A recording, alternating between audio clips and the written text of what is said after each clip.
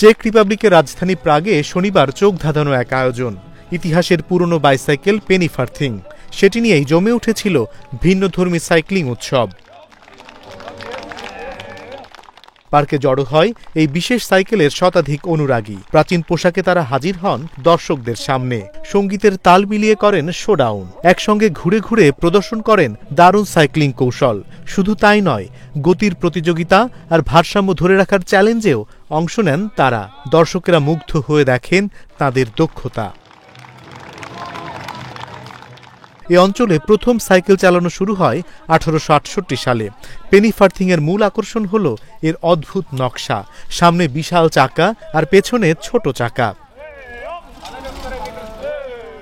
1870 সালের দিকে তৈরি হওয়া এই সাইকেল 1880-এর দশক পর্যন্ত ছিল দারুণ জনপ্রিয়। পরে যখন সমান মাপের দুটি চাকা আর চেইনযুক্ত আধুনিক সাইকেল জনপ্রিয় হয়ে ওঠে, তখন ধীরে ধীরে হারিয়ে যায় এই পুরনো নকশার বাইসাইকেল। আজও কিছু মানুষের কাছে এ শুধু সাইকেল নয়, এক ইতিহাস, ঐতিহ্য আর শখের মিশেল।